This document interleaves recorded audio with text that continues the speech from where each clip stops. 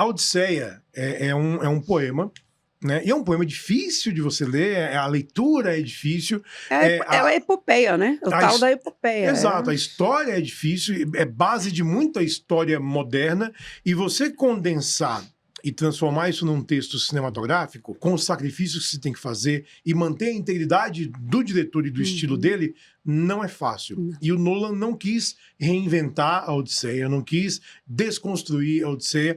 É a jornada. Ulisses, Odisseu, né, o rei, ele saiu de Ítaca, ele lutou na Guerra de Troia por uma década, eles venceram a Guerra de Troia, que é a Ilíada, né? E ele vai voltar para casa com os soldados dele. E essa jornada da volta para casa dele que é outra epopeia, que ele demorou mais uma década para conseguir voltar. E aí, nesse meio tempo, eles enfrentam um ciclope, gigantes, tentações, sereias, bruxas. Então, a gente tem várias formas de você ver, né? Várias formas alegóricas de você ver a Odisseia. É uma alegoria à lealdade, à honra, à obstinação, à obsessão também. Mencionar até que é um pouco de estresse pós-traumático de guerra também, porque tudo pode significar alguma coisa. Você acha que é o melhor filme do Christopher Nolan? Não seu favorito, melhor. Não sei se é o melhor filme dele, mas assim... eu tô animado pra ver. A gente vai discutir um pouco a filmografia do Nolan aqui hoje, mas eu acho que ele tem alguns escorregões muito, muito claros na carreira dele, e esse certamente está no outro espectro. Esse está no espectro dos triunfos dele como diretor. Que bom, né? Esse não é Tenet. Mas, depois a gente fala de... Uma coisa que você disse, o que eu gosto no Nolan, eu não gosto de todos os filmes dele, mas uma coisa que eu gosto nele, que a gente já falou isso no último programa, eu gosto de diretores que constroem um universo. Sim. Às vezes, eu nem gosto tanto desse universo, como o Gaspar Noé. Né? Às vezes você fala, esse é o que... Mas eu gosto do respeito que ele tem pelo cinema, né? Pelo o craft, né? Essa é a palavra-chave, respeito.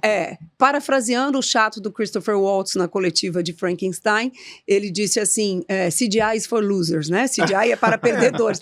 Aí o Guilherme Del Toro falou, ele é austríaco, ele é chato mesmo. Mas assim, tem um sentido nisso. Tem uma coisa muito legal, porque eu acho que ele usa todo o truque que tem na manga nesse filme. Então você tem perspectiva forçada, você tem miniaturas, você tem animatrônico, você tem CGI também, e você tem sets construídos, você tem barcos construídos, você tem... O que ele tenta fazer? Muita gente fala, o Nolan tenta fazer o filme dele realista. A palavra não é realismo, a palavra é mais pés no chão. A gente sabe que é uma fantasia, mas como essa fantasia teria um impacto se existisse no mundo real? Como seria um ciclope se existisse uma criatura daquela no mundo real? Como seria a fisicalidade dele? Então, eu acho que pensar nesses detalhes faz toda a diferença. Não é só tipo, coloca um cara grande vestido com uma roupinha sei lá... Ou roupa verde com pontinho que depois faz. Exato, né? Não é isso. Ele gosta que os atores experimentem o que está no set. Então, muito do meu papo com o elenco e com ele foi muito em cima disso, muito em cima da experiência que eles tiveram fazendo esse filme. Porque é uma experiência. Você muda o seu modo de encarar cinema quando você entra num projeto desse. Então vamos lá, já que você falou vamos ver no papo, vamos ver já. Primeiro, estrelinhas, quanto? 6,5, 7, 10? Eu dou 5 estrelas fácil para Odisseia. É um filme assim, é um filme absolutamente fantástico. Você duvidava? É um filme absolutamente fantástico. Tô fingindo que eu tô surpreso aqui. Não, mas é um filme assim fantástico que, de novo, como você falou, a gente vai para um lugar que só o cinema tem essa capacidade de levar a gente para esse lugar.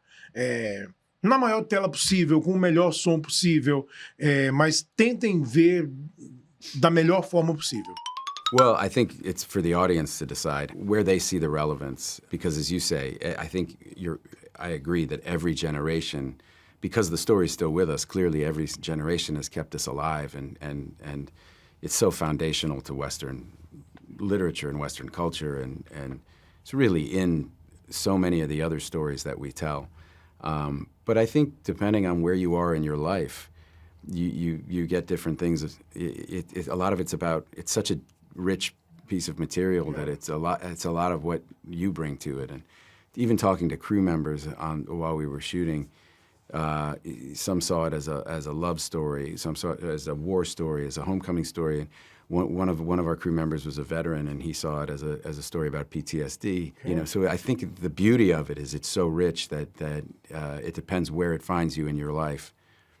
what you're going to pull from it. And where did it find you in your life? I can relate to a man who at that age who hasn't made all the right choices and who lives with. I think that's what makes him so human. I think he's so relatable. You know, we're all evolving. Nobody gets everything right, and that's kind of why we're here, and that's the point. And so, I think a protagonist who doesn't make all the right choices and lives with regret and shame for some of the choices he made, I think that's very relatable. É um dos melhores papéis do Matt Damon. E o Matt Damon, eu acho ele um grande ator, eu acho ele mal utilizado muitas vezes, porque ele repete alguns maneirismos muitas vezes, né? Ele tinha uma cara muito urbana, eu achava, pra fazer esse filme, mas a gente já viu o Matt Damon fazer coisas diferentes também. Então, eu não me surpreendo que ele conseguiu fazer esse papel muito bem. É o melhor papel da Anne Hathaway também. Talvez seja o melhor papel do Tom Holland também. Então tem muitos melhores papéis nesse filme. O Yuri puxou muito bem, né? Matt Damon, pra mim, se me perguntassem, quem que você viria fazendo Odisseu? Jamais eu ia dizer Matt Damon, jamais. Mas tem vários outros atores aí que você já falou que eu jamais pensaria. Ao mesmo tempo tem John Leguizamo, tem, né, o Patel, tem uma diversidade. A Odisseia é uma história, né, que ela é muito entranhada numa cultura muito específica, que é a cultura grega. Então, se tem uma coisa que é cultural de um lugar, é isso. Mas, ao mesmo tempo, a história é universal. E a gente vê um elenco super diverso nesse meio. Então, assim, eu separei um trecho de várias entrevistas. Vamos ver o John Leguizamo falar sobre isso. I mean, I commend Chris Nolan on his casting. I feel like this story belongs to everyone. And now we can all see ourselves in this story that belongs to the world. And we can all feel like we fit in. We are part of it. It's a beautiful thing. Beautiful gift to the world. Yeah, I agree. You know, this is a story that for the ages, and it should reflect the time we're in now. And I think it'll make it live very long in cinematic history. Eu amo o John Leguizamo. Sim. E ele fez uma campanha pra Ainda Estou Aqui que eu não esqueço, gente. Ó, mozinho. O eterno Luigi do cinema. O eterno Não é Luigi do mesmo? cinema. Não, mas ele é um cara legal pra caramba. Ele fala dos latinos no cinema. E ele surgiu numa época em que essa inclusão dos latinos ou dos asiáticos não estava super bombando. Foi difícil pra ele. Eu acho que ele estava muito feliz em falar sobre o filme e ele ficou muito feliz que eu puxei essa cordinha para ele poder falar bastante. Que é a mesma coisa da Lupita Nyong'o, né? A Lupita, a gente sabe que quando o filme foi anunciado, o elenco foi anunciado, a gente vê essas pessoas que não fazem nada além de destilar ódio na internet falando da Lupita por causa da personagem dela no filme, né? Que não é uma, são duas. Né? A Lupita faz irmãs gêmeas no filme, que é a Helena de Troia e a irmã dela, que tem destinos muito conectados pela Guerra de Troia, com resultados muito divergentes, e eu perguntei para ela justamente como é que foi isso. Mas eu acho maravilhoso a Lupita ser Helena de Troia. Eu acho também. Porque uma mulher pela qual se fez toda aquela guerra, né, que é o que está na Ilíada, que é isso que o Sadowski falou. A Ilíada, né, é a Guerra de Troia, é muito mais focada no Aquiles. A Odisseia é o Odisseu, né, Ulisses voltando. Essa mulher é espetacular, uma deusa. É espetacular. Então, assim, é um absurdo. Não é? Qual e que ao é o vivo nosso é uma coisa né? assim. Qual que é o nosso problema? A Helena de Troia tem que ser, porque muita gente achou que era a Anne Hathaway que ia ser. Que as né? pessoas acham, né? E a internet deu voz para todo mundo achar à vontade. Mas assim, vê a Lupita falando. Vamos ver. Vamos dar uma olhada. It was exciting to approach these two characters and to consider how the war has had different effects on them. They've been wronged. To say the least. To say the least. And they process it and express it very differently. And so that was I wanted to find ways in which they were similar and ways in which they could be distinct from one another. And what I liked about Chris's approach to this, when I first spoke to him, he talked about wanting to make this movie very grounded and very visceral. So that really informed how I went about developing these characters, because we feel, hopefully, the weight of the war on both of them worn very differently. E quase todo mundo deu entrevista em parzinho, e a Lupita deu entrevista com o favorito do Yuri. Qual deles? Mas o Benny Safdie foi. Ah, é porque tem várias pessoas que eu gosto nesse filme. O Robert Pattinson eu gosto muito. Ele não foi também o Robert Pattinson. Travis Scott eu gosto muito. Ele não foi também o Travis Scott. Então. E eu conversei com o Benny Safdie justamente sobre essa fisicalidade de você interpretar sem mostrar o rosto, né? Então a gente vê a entrevista agora. Benny, when I saw you as Agamemnon, apart from the imposing presence, I was reminded of V for Vendetta, that we see the character, but we never really see his face. So how hard was it to emote throughout all that setup? Well, I think you take the limitations that it gives you, and then you kind of figure out how you can use that to your advantage. Yeah. And then at the same time, you just by nature of just moving with all that stuff is hard, and so you don't want it to look hard. And so the practical nature of, okay, how do I move in a way that feels graceful, and how do I take ownership of this thing? And then basically you're trying to understand how to move your body, every element of your body in a very specific way. And that translates to an overall kind of feeling that he puts out into the world. And then at the same time, knowing that at certain times you're only going to see my eyes. So what do you do there to like light up a certain part of it? And so it takes your performance, you basically eliminates a lot of the tools that you normally use, and then you have to kind of figure out how to mainline it to a different area of your body. O Benny se mostrou um grande ator mesmo, assim. Eu Ele veio acho. da direção, mas sempre atuando ali. Tá... Trabalhou com Christopher Nolan em Oppenheimer, então ele tá em casa. Sim. Aí, Mas ele tem surpreendido a gente, né? Sim, desde o Good Time, assim, eu já achava ele um puta ator, mas ele tá fazendo uns papéis bem grandes agora, assim, né? Também. E o elenco tá azeitado, porque às vezes, Tá. não é, Yuri? Você pega um monte de gente, tipo, seleção, né? Sim. Um monte de craque, bota junto e não dá molho ali, Fica não todo dá mundo querendo liga. aparecer mais que o outro, né, assim. Deu liga? Deu liga, eu acho que todo mundo funciona bem, não tem ninguém querendo aparecer mais do que ninguém ali. Pelo contrário, você vê que tem uma conexão muito grande entre todo mundo que deu pra sentir nesse bate-papo. Agora conta pra gente da Anne Hathaway. A Anne Hathaway estava, obviamente, grávida De e Prada? belíssima. Eu falei um pouco sobre o aspecto realista e pés no chão do Nolan para contar uma história que tem deuses e monstros. I mean, Chris is such an unbelievable director that it's very easy to forget that he's also an Academy Award-winning screenwriter.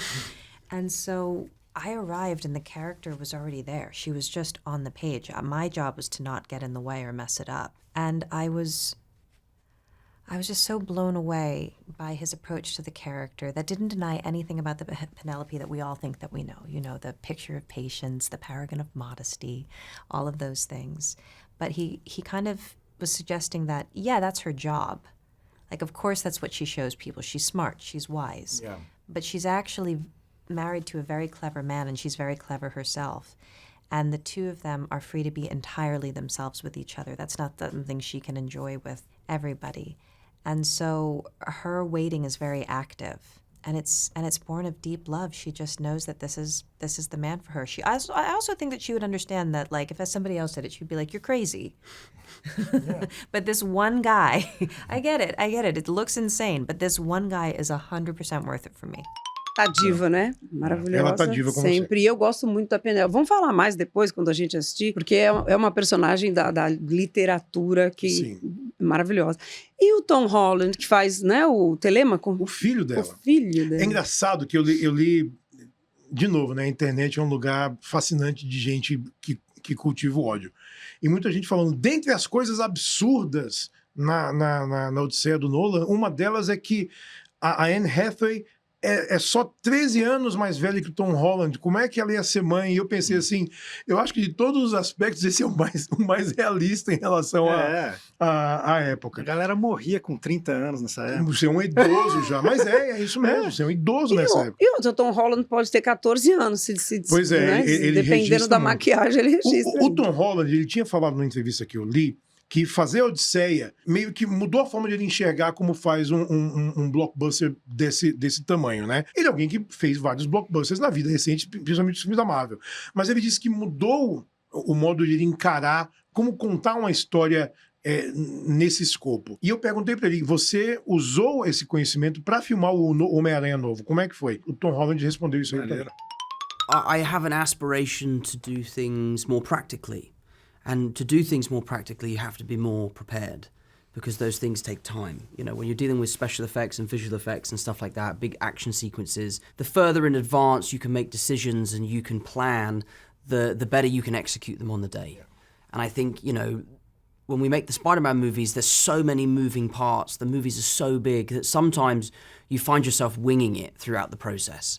And when we came to do Spider-Man Brand New Day and I was working with Destin also shares that same sensibility that Chris has, to make things more practical, to make decisions ahead of time, to really try and immerse the audience in an experience where they believe that what they're witnessing is real. And I think the most amazing thing about the Odyssey as an experience when watching it is that you will ask yourself the question, how on earth did Chris do that? How did he manage to pull that off? Like, just go into the movie knowing that there is minimal CGI, if any.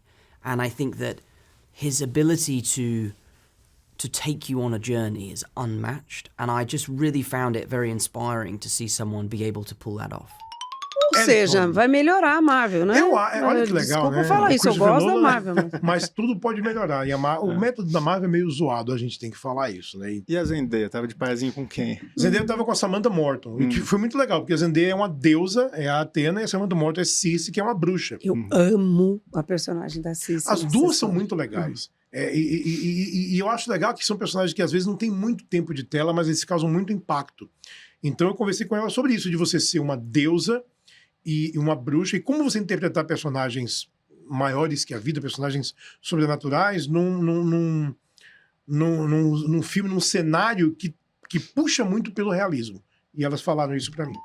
I don't know. I think that's like we've said it a few times today, but it's so much in the script and so much in the way that Chris is approaching this Odyssey. Everything, you know, from like the costumes, the sets, even to how, you know, some things that I remember reading going like, how the hell is he going to shoot this? Knowing that it's going to be practical and knowing that what you see in the cinema is what was performed into the camera, and that emphasis on wanting it to be tactile and tangible and real was incredibly helpful as an actress because it's all there for you, you know? Fundamentally for me, I don't know anyone else who would. I mean, the courage is extraordinary to make something so pure.